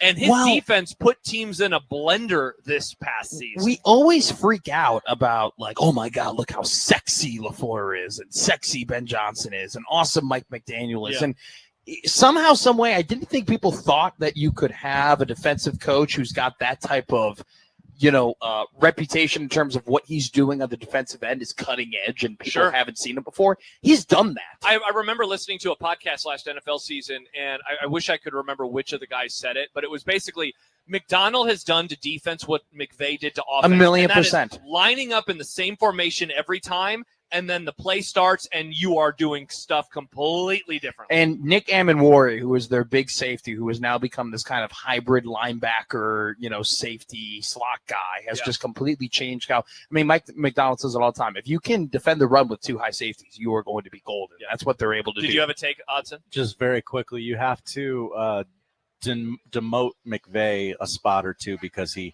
always tells you, thinking about going to doing TV. Thinking about going to doing Excellent TV. Point. He might leave and do TV. That's a legitimately good argument. Number 3, I thought he'd be your number 2. I know he's your number 3. Kyle Shanahan. That is my You're number a 3. Shanny guy. So we are 1, 2, 3. We are the same. Look, man, I think of this from the standpoint of program builders, franchise builders, but also like a floor that I know is going to be a very high level. We don't have as much evidence with McDonald, but he won a Super Bowl in year 2, so I'm fine with, having him where I do. There have been a couple of seasons with both McVay and Shanahan where the floor has dropped a little bit, but they always rebound so fast. And I see what the Niners have injury-wise every year and how their offense is still – it's always number 1. Yeah. But then when they stay healthy, it's like, oh, it's a generational offense. Nuclear. It's 2023. Kyle Shanahan will be traded for in 2 years. He's going to be Gruden. He's going to win a Super Bowl somewhere else. He's going to be a Gruden guy. Man, I'd love for the Cowboys to trade for him. Number 4, this is where we're going to get different. Older guy, but I'm going to be real with you. I'm a sucker for him. I think he's just a winner. It's a shame that he didn't win another Super Bowl in his first stop. Mike McCarthy. What he was able to do with Denver this year, especially. Why do you keep saying, we're going to disagree? No, we are not. Whoa! You're number 4? Yeah. Oh, my God. This is incredible. Because ball knowers right here. Because, again, when you look at, yes, I make fun of him all the time because You do. This is why I didn't think you'd have him. What is he? He is Mike McCarthy with better PR. I've been saying it for years, and that there is. I really think that there is something to be said that people also make fun of McCarthy because he's a little bit bigger, and Sean Payton is not bigger. I still can't believe in that from the Saints had, from 2017 to 2022, that they didn't at least go to a Super Bowl. And hell, I'd go back even a little bit further. The first Jim Harbaugh team that made the NFC Championship game, they beat the Saints in a back and forth game, the Beastquake game the year before, the Saints have been really good, and then they had 8 and 8. They had 3 7-9 seasons where they were just retooling, but then they retooled so well. I keep saying Kansas City, don't freak out about being average. The Saints did it with Drew Brees, and they ended up being great. I think you can very much punish him because of, again, the lack of high-end success, but how very quickly they threw away Russell Wilson. They draft a guy in Bo Nix that I think is meh, and they made the AFC Championship, and if Bo Nix didn't get hurt against the Bills, the Broncos would have gotten put in a blender in the Super Bowl. All right. So you have to give him a lot of. Let's finish our top 5, and we'll hit a break. Now, this is where I would be very shocked if we had this number 5 because I debated long and hard about this coach. I went with D'Amico here because I think, talk about a dude who has really done a great job in a very short amount of time. I love how he has built the Texans. The problem is they have a quarterback discussion that they're going to need to figure out, but that defense is insane. The Cowboys have to play them this year, and so I'm very nervous and curious about how that is going to go. Best offense in the league versus maybe the best defense in the league. I have D'Amico 10th. Whoa, so quite the big difference. And I do have a coach that's younger than him ahead of him, and we'll get to that. I have 5. I have Vrabel. I just have obviously we'll see what happens. He's a player's coach, and you had all this drama. Is that going to kind of lessen his message? That's why I have him in my top 16, but I lowered. I think so. That's a combo. I'm kind of just blazing through that. I just think he's an awesome head coach. I have him at 11. So basically, we just traded the spots. Here's a fun thing that we don't have time for because we have to get to a break. If the last 2 months don't happen, he's 5. He's 5 on your list. He's probably up there. He's certainly way closer to 5 than he is to. And 11. So I'm just gonna go off the fact we don't know until we know. Okay. And so until we know that whether or not that stuff is going to affect his message, because he really is a player's coach, but at the same time he's awesome at defense. I just think that I've always been a Vrabel guy. I think what he did at Tennessee was pretty underrated. and the success they were able to have. And then he goes to New England, and yeah, they had an easy schedule, but they allowed him to create that roster as soon as he stepped down in Foxborough. They let him do what he wanted, and they made the Super Bowl year one. I'm really interested to see what happens now. Forget about the off-the-field stuff, but like they had a weak schedule, and now, I think that there's a massive regression coming for them. Sure. I just wonder if they still are able to make the playoffs. 1620 Zone, powered by Sedora Law Group. Your outcome depends on what you do next. And don't forget to save the date for Friday Live at the Mat. Friday, June 19th. Pet Rock plays at OBV for the first time. Grab your friends and get ready to party. This is an all-ages show. See you next Friday at the Mat. Let's continue our list 5 to 16 coming up next here on Middays with Matt.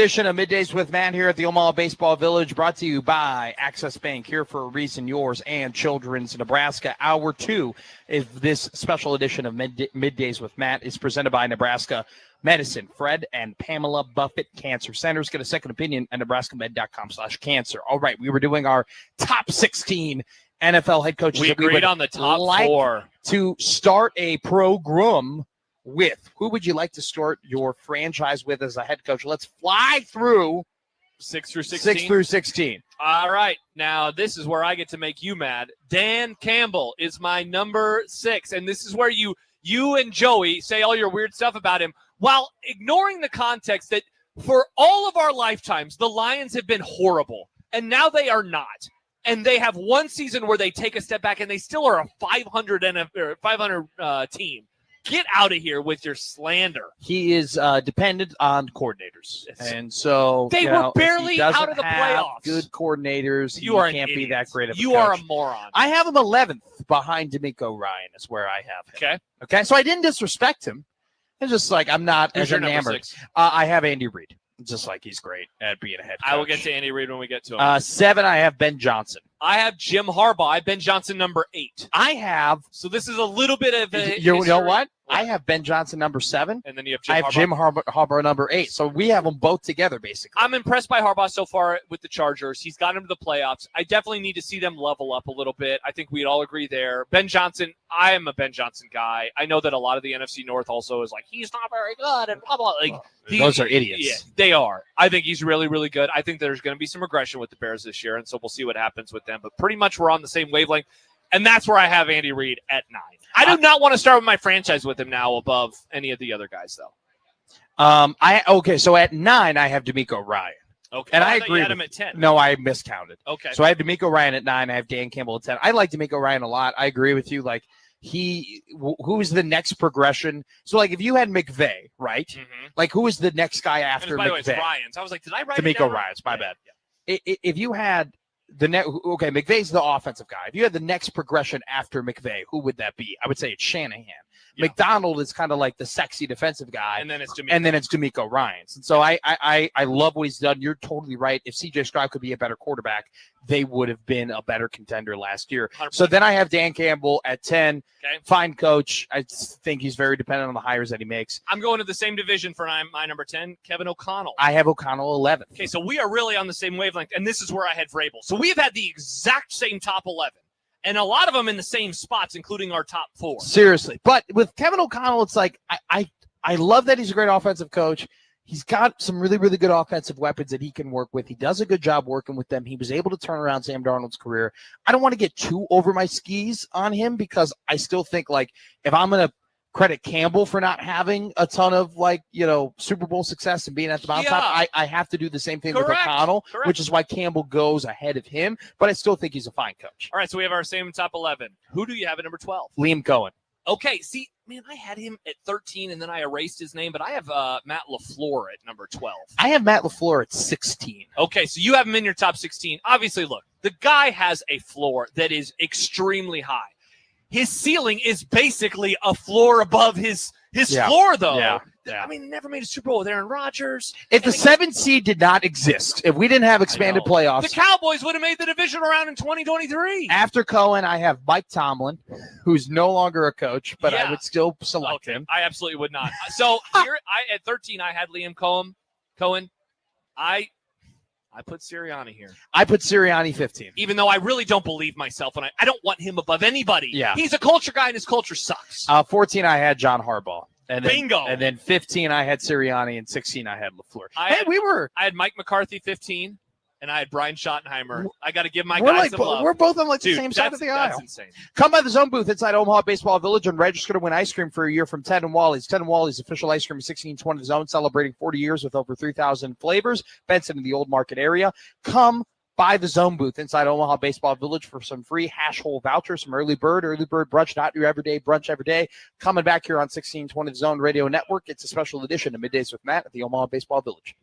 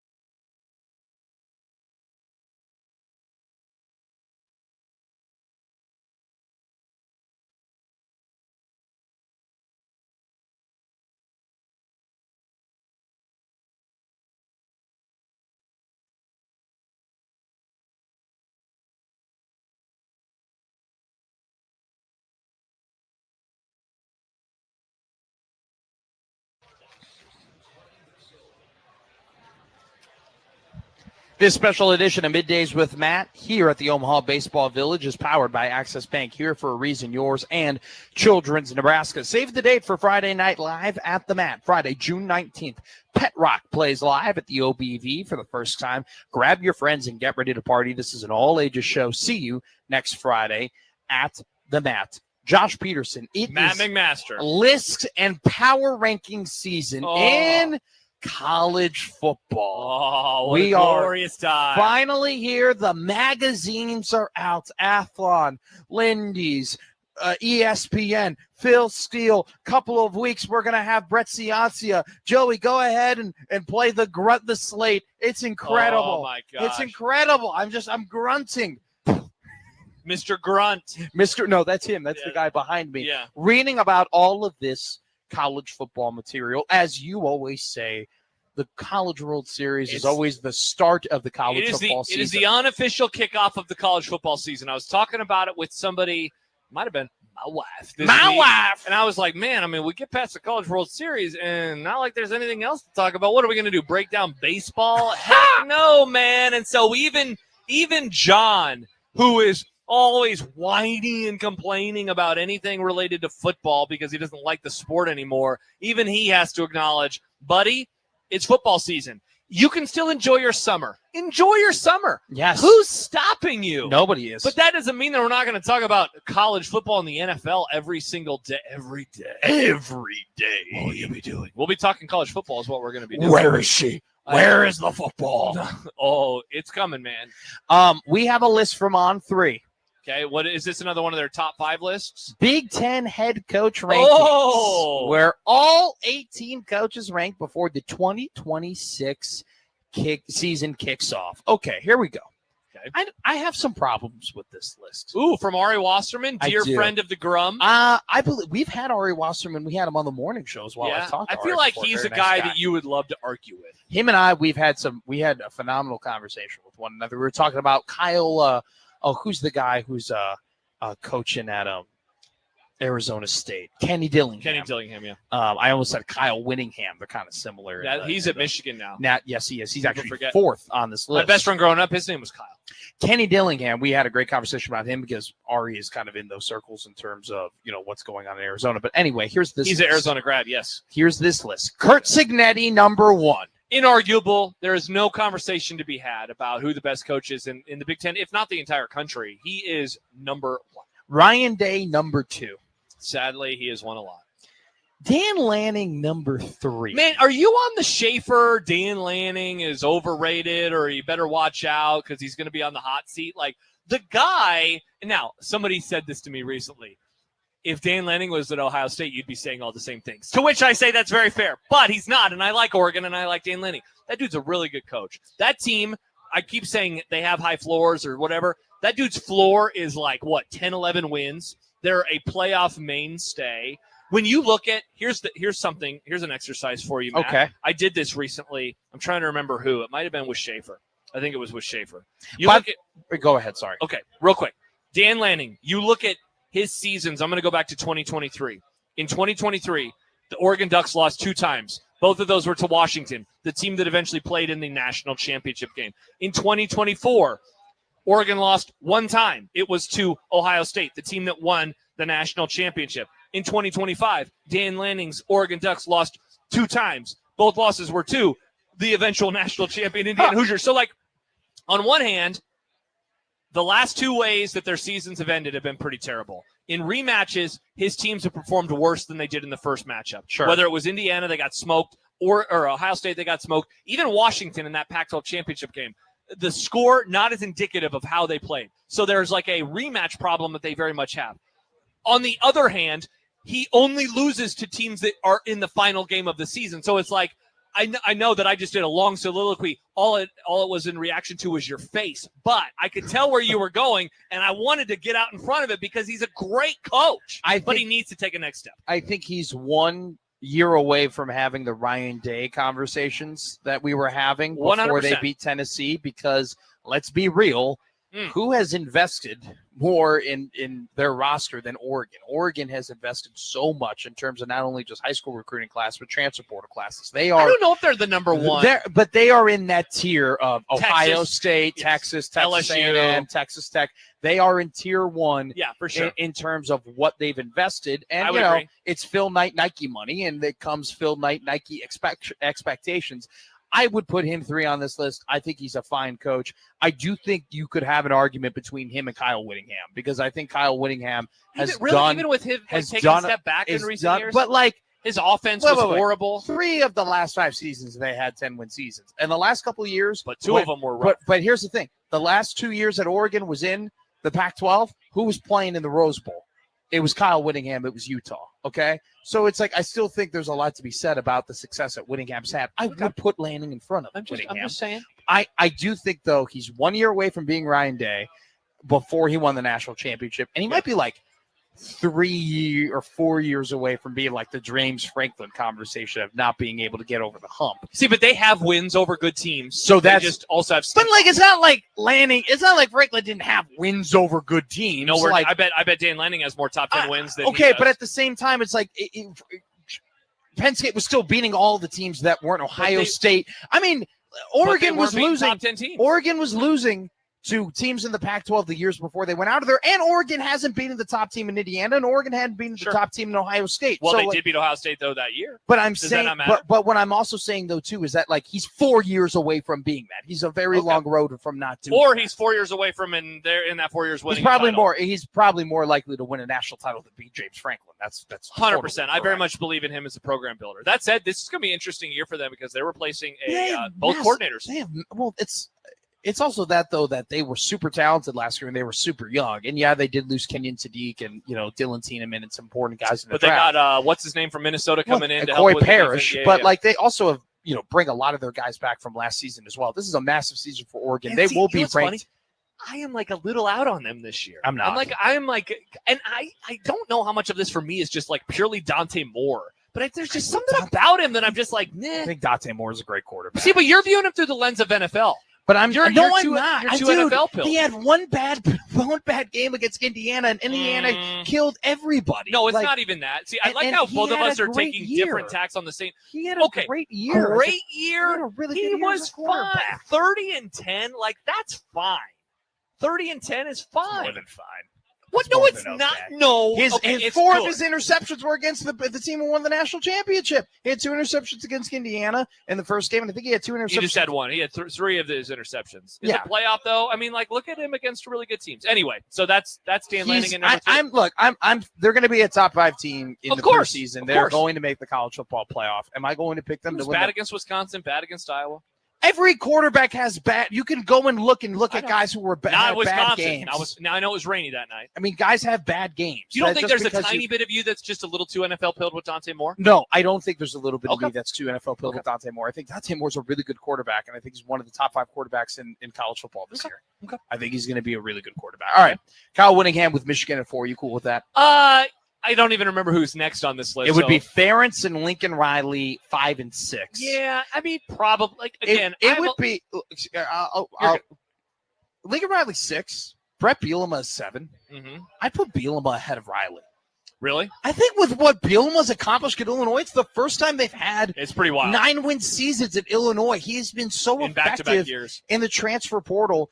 Getting Luke Altmaier, I think Luke Altmaier is one of the most underrated quarterbacks that have been acquired out of the transfer portal in some years. He had 7,000 yards passing in his career with Illinois, but they haven't had they had Chase Brown a couple of years ago, but these last 2 back-to-back 9-win seasons, they didn't have a superstar running back. They had Josh McCray and Fegan. They've had great defensive lines. They've replaced coordinators. They've replaced major. Sidney Brown was a third-round draft pick to the Eagles. Devon Witherspoon was a top 5 pick. Yeah. They've been through plenty of turmoil and been able to. I would put Bielema over Riley. So, I think what we did the NFL exercise in our previous hour of what do you do with a guy with a nice resume, but maybe a little less recent success? And Lincoln Riley very much represents that conversation in the Big Ten Conference because resume-wise, he has probably the second or third best resume in the whole conference. Like Ryan Day is number one because Cignetti is number one. Ryan Day is number two. And then you could very much make an argument for Lincoln Riley. He puts quarterbacks in the NFL. He has been to multiple playoffs. The guy has been really good. But we're also now pretty far removed from that. The first year at USC, easily his best year. They took a dip in 23. They took a bigger dip in 24. They came back up a little bit. Now, I am buying stock in them for 2026. I really like USC. But I also Why do you like USC? Because I think that they're very talented. I'm a Maava guy. They had the number one recruiting class, and I liked what I saw from them last year. Their losses, I guess the Notre Dame game, they looked kind of fine in. But otherwise, I watched them, and I just came away pretty impressed by them. And you know how we always talk about, like, getting on a take before everybody else does? Yeah. I'll admit a little bit of this is if they have a nice year, I don't want to miss the train. I want to be on the train. I'm much more in on, like, I think if you're going from the lens of like USC versus Oregon, right? Like I'm very much more in on Dante Moore having a great year than I am on Jaden Maava having a great year. But at the same time, I think Maava is a really, really good quarterback. I will see. I think a lot of the stock that we put in when we make this ranking, put in Lincoln Riley 6, it has a lot to do with what he did at Oklahoma, and it doesn't necessarily what he had to do. Absolutely, they've got to make the playoffs, especially too in the Big Ten. But look, let's not ignore. And they got to be able to travel and win on the road. Let's not ignore this here too, Josh. Like it is a transition going from Pac-12 football to Big Ten football. It definitely is, and that's not even to mention the travel. Like they have really struggled with going cross coast, though sadly it didn't affect them against Nebraska. That has been a huge bugaboo for them in his first 2 years. So they got to get their act together in that regard. But I do think that the program is in the best spot it's been since the Caleb Williams Heisman Trophy season. Jedfish number 8, Matt Campbell number 9. Have no problem with that at all. Jedfish 10-win season last year for Washington. Matt Campbell built and we got to see what he does in the league. Exactly. They brought a lot of guys over. Iowa State had moments where they looked awesome last year. They had moments where, they got hurt. Iowa State got absolutely ravaged by injuries last season. And so they, especially in the secondary. And so as the season went on, it was a little less promising. And then, he ends up going to Penn State. I do think Penn State is going to be much better this year in terms of record than they were last year. We always talk about it with Michael, though. Penn State at the end of the year started playing like the Penn State you thought they would be at the beginning of the year. Obviously, took Indiana to the brink. Yeah, James Franklin's voice, I think, just kind of petered out over there. And very much over so. time. We'll see new blood for Penn State. So now Matt Campbell ahead of a coach that he was in the Big 12 with at one point, Matt Rule, number 10 as a Big 10 coach. I disagree with this ranking. Too high? I would put. How can you put PJ Fleck behind Matt? Thank you, dude. That was the same critique that I had because it literally goes Rule and then Fleck. Matt Rule's never beaten PJ Fleck. No, PJ Fleck is getting much more out of a lesser roster, lesser resources. Yeah, that very much surprised me. They've had 2 consecutive 8-win seasons. Yeah, and Fleck has handed Rule his lunch. He's handed Nebraska his lunch. And we would say so if you want to go, but guys, what about the long-term resumes? Fleck's long-term resume is better than Rule's too, right? He took Minnesota to an 11-2 season, and that Western Michigan team all the way back in 2016 was really, really good, and at the very least matched or evened out with the Temple stuff. The Gophers have had 6 straight first or second round draft picks in the last 6 years. That's crazy. If you want to too bad Coy Parrish won't count for him, but he would be another one. He should count for them because he developed. He got developed by them. That's a tough loss. It's one of those things where it's I'm not saying Rule's bad or anything like that. I'm not critiquing him. You're saying he's awful. I'm just saying that I don't know how you say that just of what we've seen over the last couple of years that you would rather have Rule instead of PJ Fleck. I thought he was going to be number 11. I was pretty surprised when I scrolled and saw him. And then it gets interesting because you got what's his name at UCLA, Chesney. You got Bob Chesney taking over UCLA, and I know a lot of people are really curious to see how he does there. Especially, they're going with the Cignetti route because it's the same school and he's portaling some guys. He's done a really good job. Can I say something here? I would love to hear whatever. David Braun being behind Luke Fickell is the biggest joke of all time. That's wild because Luke Fickell has, everyone would agree, underachieved to a level that would make most coaches blush with what he has done the last few years. Look, and Braun, I think, is very much overachieved. If Northwestern had beaten Michigan at Wrigley Field, if they had closed out that game, we would be talking about David Braun in a very different light. That's the Holy Chicago game. And talk about it. Northwestern's win total last year was 3.5. And what did they get to? 7. I can't believe how good of a job he has done. I honestly can't believe that Nebraska beat Northwestern in year 1 for David Braun. Yeah. I can't believe that his first team in Northwestern won 8 games. I cannot believe it. What are we talking about here, man? They had Mike Wright. You know the thing Jack Lausch as their quarterback. You say what you did about Michigan, the Michigan game. I think the thing that hurts Braun is that like they're not sexy enough. Like they don't have a sexy win. There's not, and now they have Chip Kelly coming in. And they're going to be in their fancy pants new stadium, and so maybe they're going to be able to. I think what hurts Braun is that he's tied to Northwestern, and everyone is just like in this era of football, Northwestern will never. Here's where I'll disagree with you. We were obsessed with the guy before him, but obsessed. He won 10 games multiple times, and he. Where I'll push back though is that Pat Fitzgerald was getting a lot of the rub before he broke through. I'm pulling up the wins and losses. I remember, Matt, but going also, into 2012, I picked, 2013. Okay, they were coming off the 10-win season. I was all in on Northwestern 2013. All in. I picked them to win the Big Ten West, and they went 5-7, including losing 6-7 games in a row, and it was really, really terrible after the brutal loss to Ohio State at home. So I guess you're right. He won 10. I guess, but here's the difference why he got the rub and maybe Braun doesn't.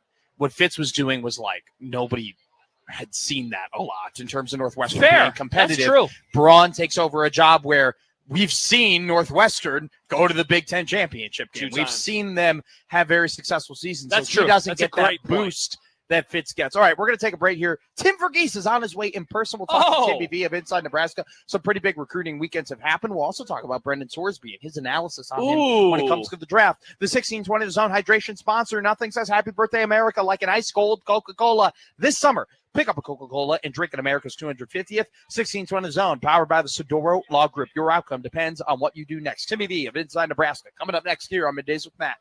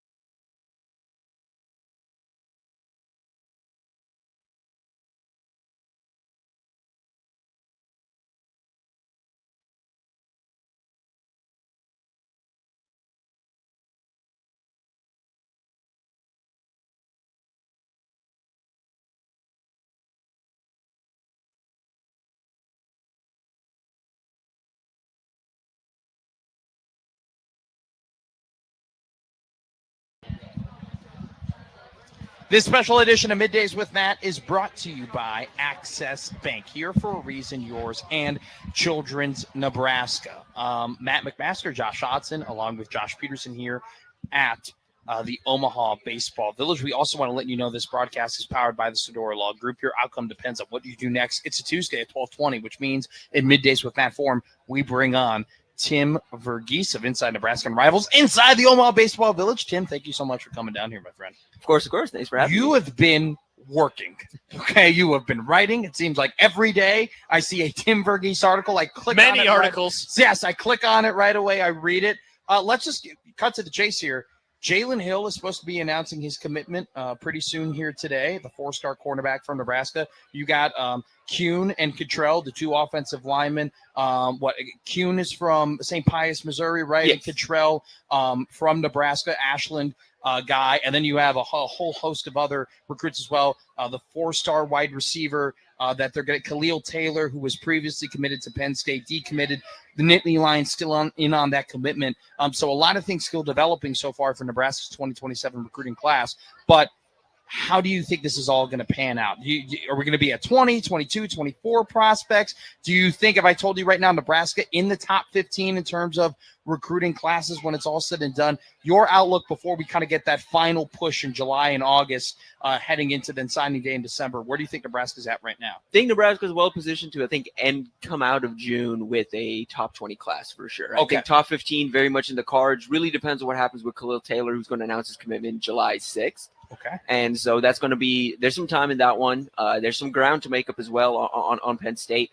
I think if you're looking at this class and who are the ceiling movers, who puts this class into the top 15, it's Kyler Kuhn and it's Khalil Taylor. And closing on those two, of course, you'd love to have someone like Ahmad Hudson, but that's going to be, like we talked about, a long deal. Like that's going to be something Nebraska's going to be pushing for through the fall. Tim, do you think that this is something that can happen on a more regular basis, or have the stars just aligned in such a way that it's allowing for it to happen with 27, but maybe not as replicable in future years?